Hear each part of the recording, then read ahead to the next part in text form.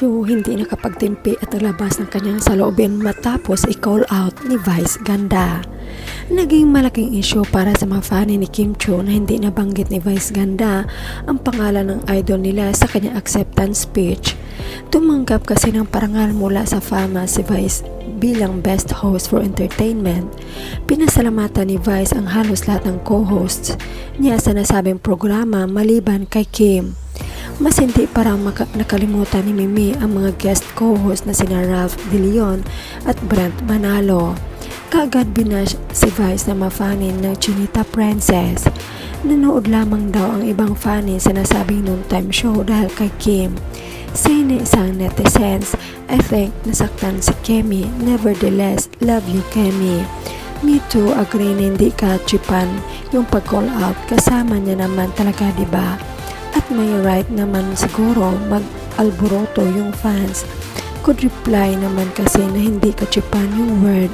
Pagtatanggol naman ng taga-suporta ni Mimi. Nakalimutan na siguro love naman ni Mimi si Kim. Alam ko siya ang nagpasok sa Showtime. Sa iba pang post ni Vice, tila sarcastic nga ang pagkakasabi niyang sana raw ay hindi siya ibas na makaanak ng ina. Dahil hindi niya ito nabanggit sa speech, tila malaman naman ang mensahe ni Vice para sa kanyang mga fan. Sa aking mga little ponies, hindi sapat at katanggap-tanggap na dahilan na mahal niyo ko para maging masama kayo sa iba. Ipinagpapasalamat ko ang suporta niyo but I will not able your toxic behavior. Kagad sumagot si Kim Chu sa tila pagsusumbong sa kanya ni Vice sa ex matapos itong i-bash ng mga fani niya. Tinawag ni Mimi na kachipan ang emote ng mga fani.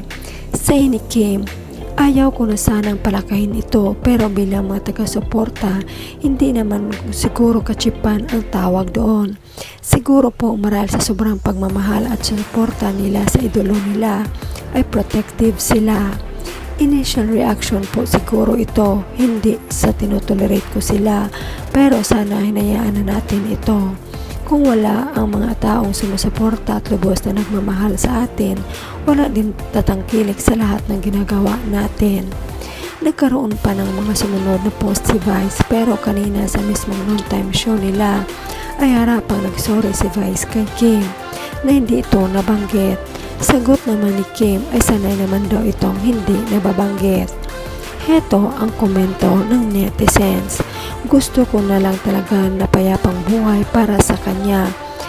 May every toxic person who takes advantage of her kindness be cut off from her life.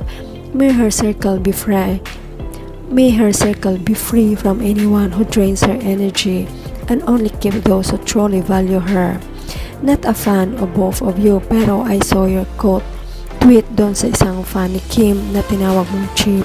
Wala naman akong nabasang masama sa sinabi sa'yo nung tao kasi nag-express lang naman ng disappointment. So ano reason ng pagtawag ng cheap? Maybe yun ang point ni Kim sa tweet niya. You don't deserve people who are always intent on hurting you and who forget everything you've done for them when all you've ever shown them is genuine love. You don't deserve to be on that show anymore because it often feels like you're the one being made the butt of the joke, and it only leads to nothing but bashing directed at you. Yet no one has been brave enough to stand by your side, not even one of them. I hope you can leave that show soon. You don't deserve them. You don't deserve less kahit kailan.